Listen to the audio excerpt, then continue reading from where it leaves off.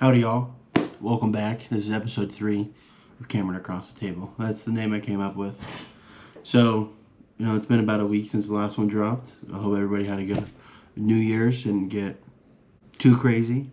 But with that, with New Year's being here, I do want to state that, there is some New Year's stuff that I want to try to do for myself. And one of those is I quit nicotine. I haven't done that in about a week now. And I don't want to drink for the whole year, not a drop of alcohol. That's the goal. I'm going to do everything I can to do it. I got the Word of God to help me as well. God in my corner. I know He's always there for me. And this is something that I've been thinking about doing for a while. I'm a POS when it comes to that kind of stuff. We have Tom in this episode. You guys can see him. He's curled up on the bed. He did not jump up there. I picked him up. I'm not that mean. But yeah, he's chilling. This is the only bed he's allowed to be on because we don't sleep in this one. So, hey Bubba, how you doing? Yeah, so there you go. So, if you guys have any New Year's resolutions you guys want to do, throw them in the comments or keep them quiet. It's up to you. We got a bunch to go over today. So much has happened since the last video. Oh my gosh, it's insane. I got it all up on my laptop already. Came a little bit, ready for this one. Just thought about jotting some stuff down. My dad sent me a couple things as well about what's really been happening, just to make sure to watch out for fake headlines, because that is a pretty big deal. So without further ado, let's do this Bible roulette. You guys ready? Let's do it. You got the Bible in Jeremiah chapter 50 verse 32. The arrogant one will stumble and fall, and no one will help her. I will kindle a fire in her towns that will consume all who are around her. Okay. Then again, another verse where I don't really know how to explain because sometimes you need a lot of context with this, with what's going on in the Bible. So yeah, Jeremiah chapter 50 verse 32. Let's get into it. It's a prophetic verse according to what I looked up, often referring to the Babylonian Empire that declares God's judgment on arrogance. The proud one shall stumble and fall. The NIV. The proud one shall stumble and fall, with none to raise him up, and I will kindle a fire in his cities, and will devour all that is around him. This verse highlights Babylon's pride against God and predicts its utter destruction by fire, symbolizing divine wrath and the futility of relying on self-strength instead of God. Never works. Doing it your way never works. It never will. You can try and try, but you're always going to have that emptiness. You're never going to be fulfilled. Nothing can fulfill it. Only Jesus can. Yeah, that's a good one. I don't really know much to go over. It's really just a prophetic verse about how Babylon falls, which is an idea that I think it's supposed to be like modern day Baghdad is where Babylon was. Let's look that up. That's a good question. Babylon is located in modern day Iraq, about 50 to 55 miles south of Baghdad, near the city of Al-Hillah, sitting on the banks of the Euphrates River. Okay, so I was close. I'll give myself that. Trying to do things your own way and using your pride over God is never... You can be strong, you can, but God is stronger, and His strength will always topple whatever your strength is, and just doing it His way is way easier. Actually, I take that back. It's not easier. It's a lot harder, because it's going to change everything about not who you are as a person, but it's going to make you... It's very difficult. It's going to be a struggle bus, because you're fighting against your flesh, because your flesh will always fail you. We're born into sin. It's how it is. That's why we have Jesus. But yeah, that was a pretty good one. I like that. So now, emergency dad jokes. I love these things. Remember we did it. Alright, ready? Okay, we got a random deck. We're going to pull this one. I haven't seen it, I promise. We'll put these back in the case. And boom. Why did the football coach go to the bank? You get a second. 1, 2, 3, 4, 5. If you got it, put it in the comments. He wanted to get his quarterback. Dude, these dad jokes are killer, man. I absolutely love them. Love it. He wanted to get his quarterback. Man.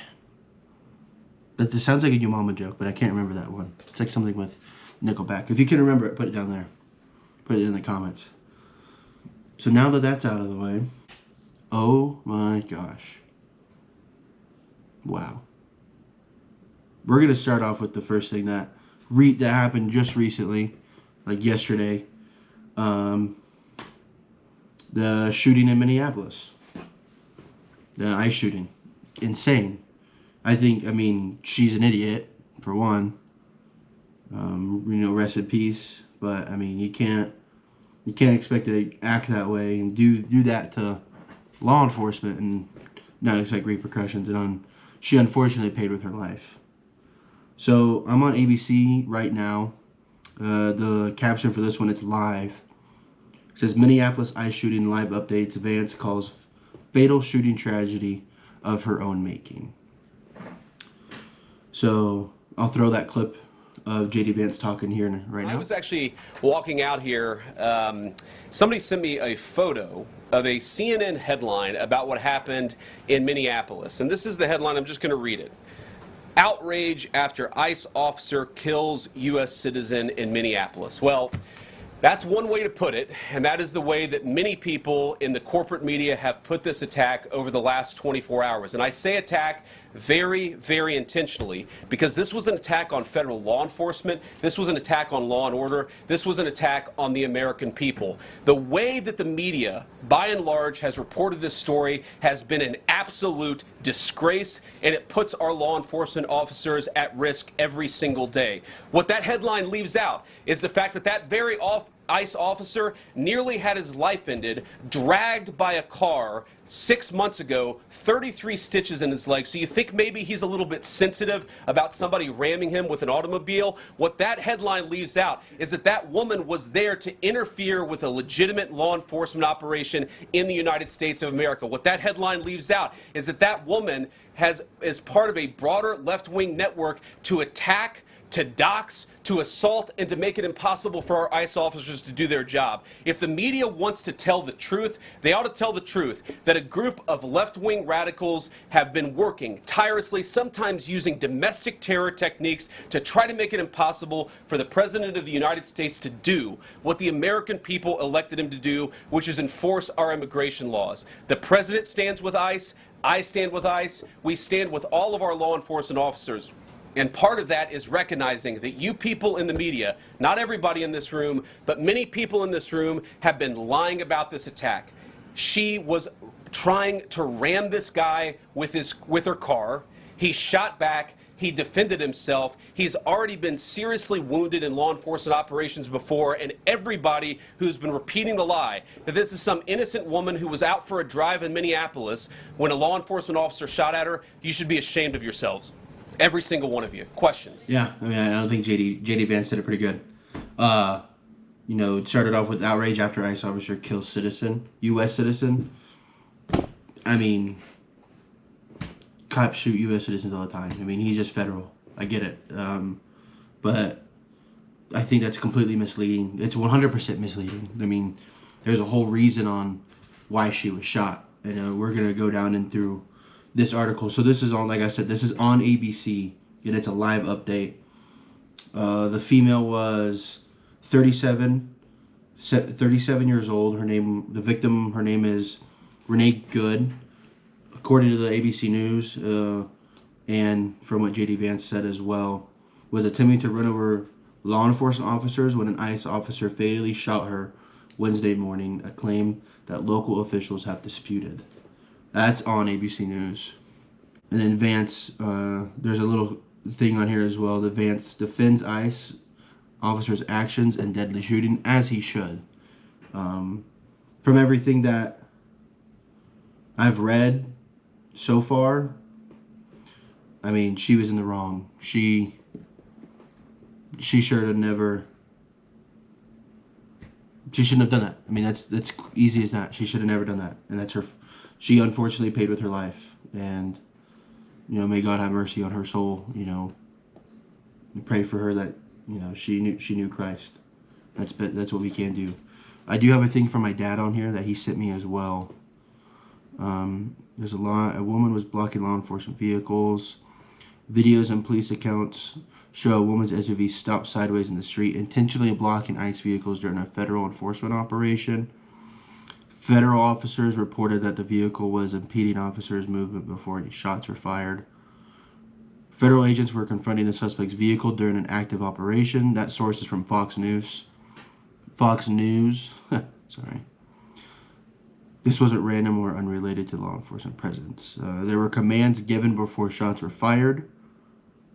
According to the video reviewed on the scene and reported by local news agents, repeatedly yelled for the driver to stop and exit the vehicle. One agent was behind the vehicle when attempted to open the driver door. Another was standing in front of the woman's SUV where the woman had a clear view of the officer. Agents can be seen in video issuing commands before shots were fired. This source is from, not this whole source I was reading, but this next one.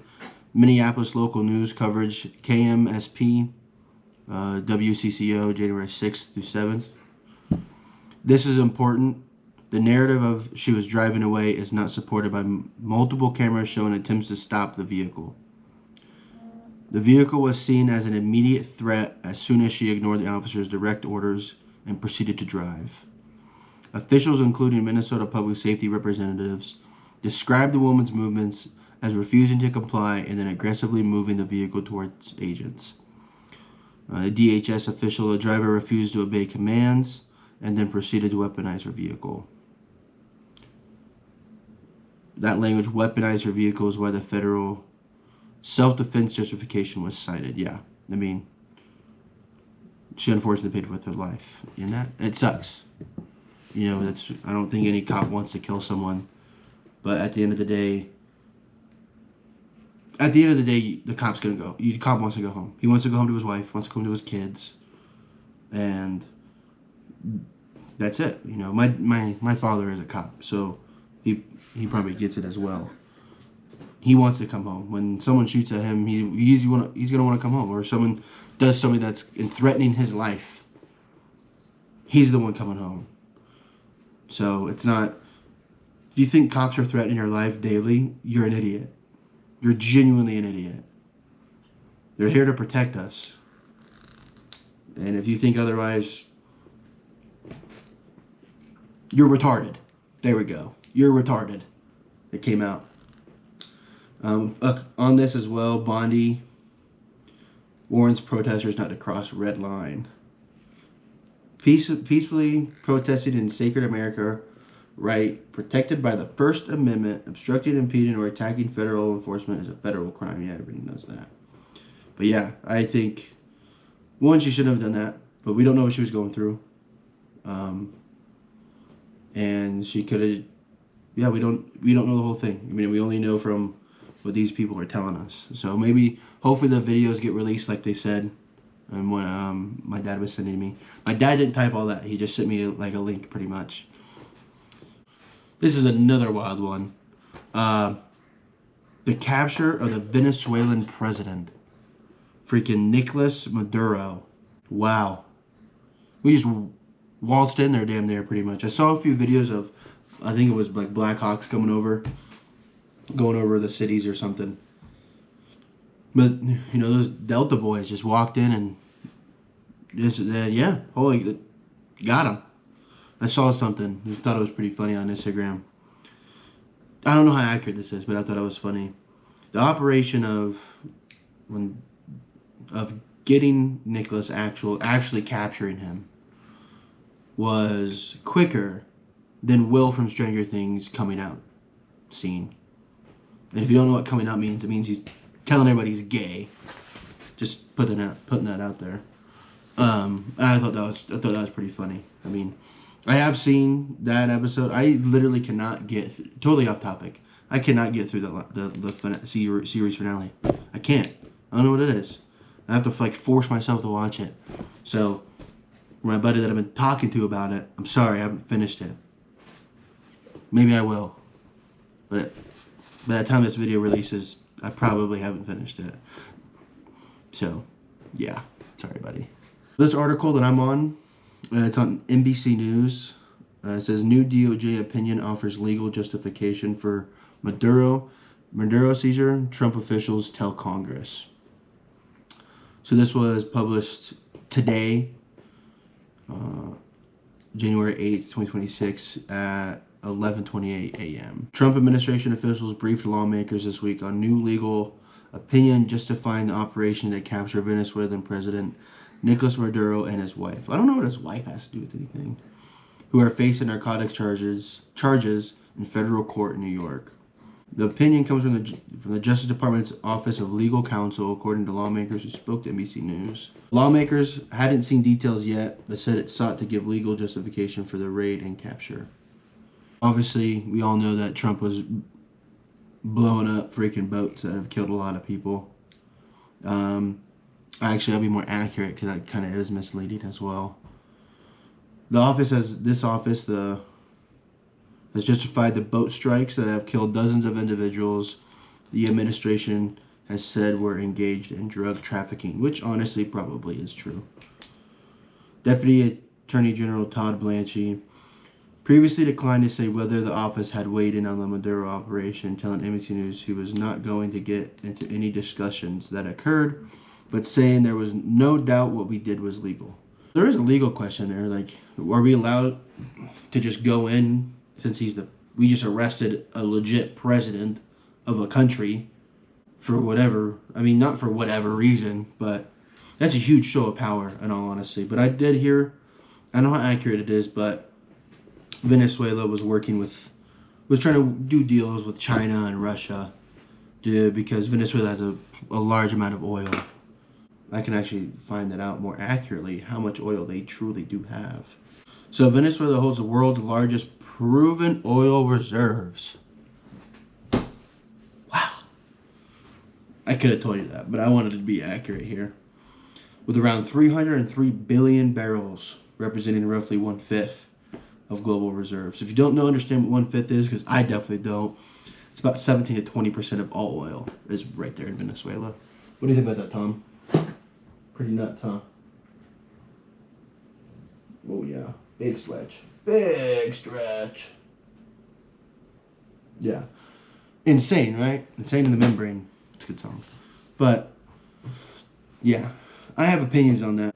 Was Nicholas a bad guy? Probably. Was he a dictator? Yeah. Should he have been changed? Yeah. But I think there's better ways to do it, because what this looks like is, unfortunately, it looks like another GWAT.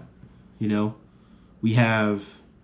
There's a bunch of oil over there too, and couldn't come up with a deal. Now we're in a big war. You know, we got attacked. I mean, I think we all know who did 9/11 now. Bush. But, you know, I think we know certain things. And I think this was a step into, I wouldn't say the wrong direction, but I also wouldn't say the right as well. Because I don't agree with how we did it was really badass. Excuse my language, I'm sorry. I think it was really cool. I think it was a huge show of force. I mean, in my opinion, I do think our military does need to be feared in a way. We are not a military to be messed with, and it's true. I completely agree with that. But I think we could have done it diplomatically. I think we could have talked to him, because, like I said a few seconds ago, or a couple minutes now, that Venezuela was working deals with China and Russia. We don't like China and Russia, but China is working himself into oblivion. I mean, really, they're running out of resources as we speak. They're gonna destroy themselves, and that I'm okay with. We can let China do that. That's cool. And Russia, I mean, Putin, he just kills everybody. I mean, that's horrible. I'm not saying that. He doesn't do genocide. He doesn't kill the try to ethnically cleanse an entire race of people. I'm not going to state that country because I don't want to get in trouble on YouTube. That's where I think this is going. And I don't know how true this is. So the individual who's replacing Nicholas, her name is, she was the vice president. Her name is Deli? I don't freaking know. Delcy. Oh, yeah. Delcy Rodriguez. There's a picture I saw on Instagram and I saw it on Facebook too. I don't know how true it is, but it's her kissing the Wailing Wall, the wall in Israel.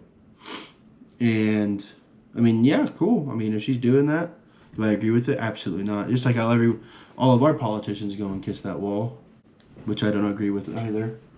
I don't think anybody should kiss that wall if they're not Jewish, especially if you're Christian.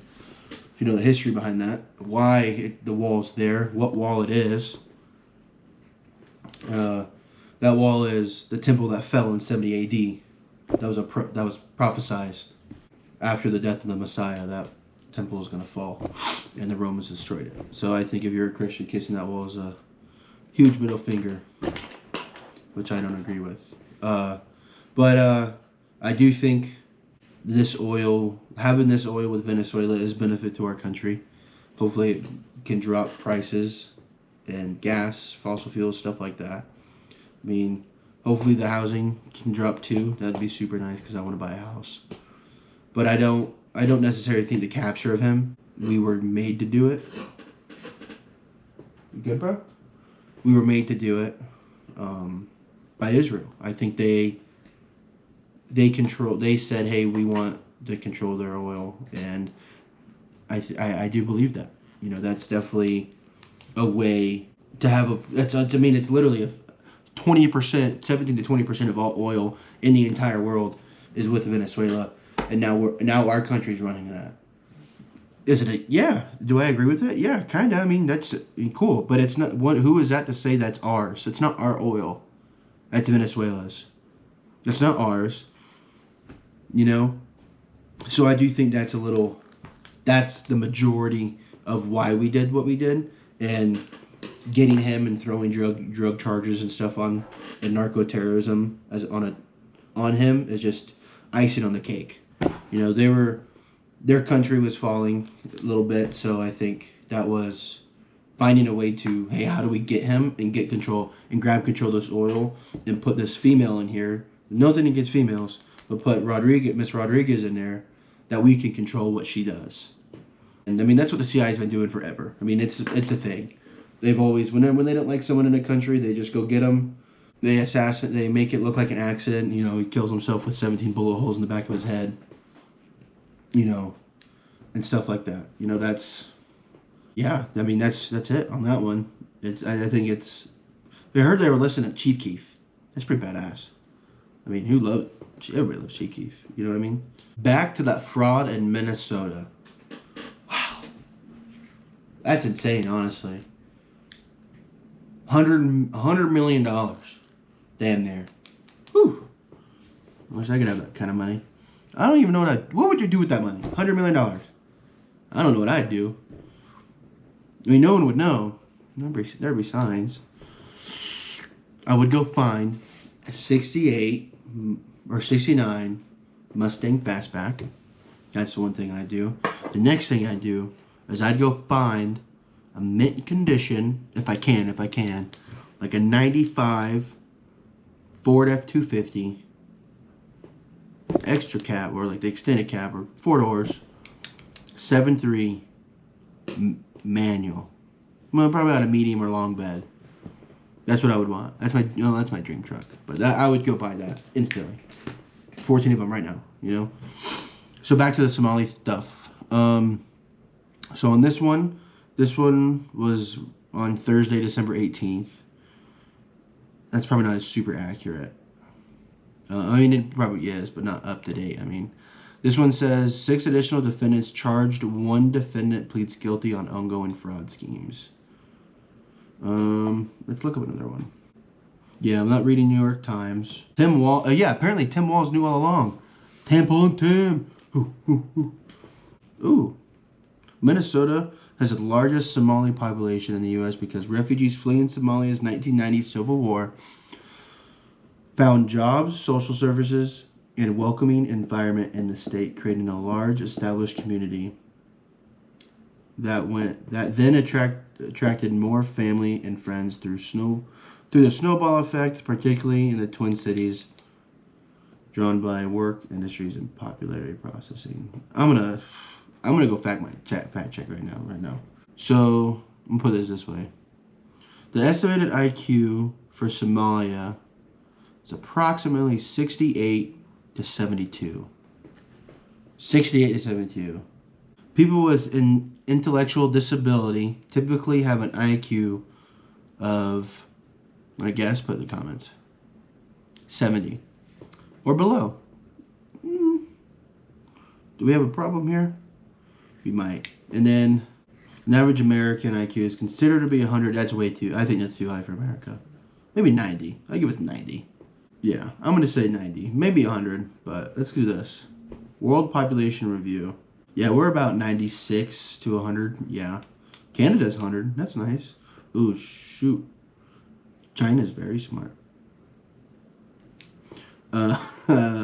Anyway. Yeah. So, I mean, did Tim Walz and the government of Minnesota completely go, that a bunch of, no, I'd call them all retards, but did they all go under the radar, or was it completely, or did they know about it? I think they knew about it. I think they 100% knew what was happening, and they didn't want to be deemed probably racist or something, and they considered to keep doing it. They let it happen. They just let it happen. In the fear of repercussions of being called names. I will tell you one thing. Everyone's going to call you a racist, but they're not going to call you a liar. So, just saying. I mean, I'm probably going to get a lot of trouble for this video if people watch it. But I'm done. I'm done caring, personally. I'm putting out what I believe. If you believe it, you believe it. Cool. Don't care. We all, peace, love, and tie-dye. Yeah. Somali is, I just read it all to you guys. It's literally on the internet. Just look it up. I'm not like pulling it out of my ass. Excuse my language. I'm literally on my, you could see me on something, so. Yeah. We've had, so tell me something off topic, I guess. We've had Tom now. Little Tommy Bull. We've had him for a little over a week. He's walking a lot better. I used to have to carry him up and down the stairs. Starting about yesterday, he was able to walk down the stairs a little bit. We come up with an idea, because when he walks, he drags his back feet a lot. So he was dragging his toenails. And they started bleeding. His toenails started bleeding. I don't know if you guys don't know this, but dogs have have veins in their toenails. So when you clip them too short, they bleed and bleed and bleed. They bleed all over the place. But it bleeds forever. It's hard to stop it. So to help that, I put little booties on them in the back, and my girlfriend absolutely loves it. She thinks it's super cute. But they're nice little boots. They're awesome. Tactically acquired them from my old unit. But yeah, you guys also might be wondering, where is my goatee? I am wondering it too. Where was the pubic hair on my face? That's what my parents called it. Yeah. Anyway, let's not get too sad about that. I'm still owned by the government, so I had to shave it off. And here's my out of regs mustache that will be cleaned up either today or tomorrow. Probably tomorrow. So that's why the goatee is gone. Gone, like Aaron Hernandez. But yeah, I hope you guys enjoyed this video. We covered a lot. It's going to be a little bit of a longer. I apologize for that. But yeah, I hope you guys enjoyed, and you guys have a blessed one. See ya.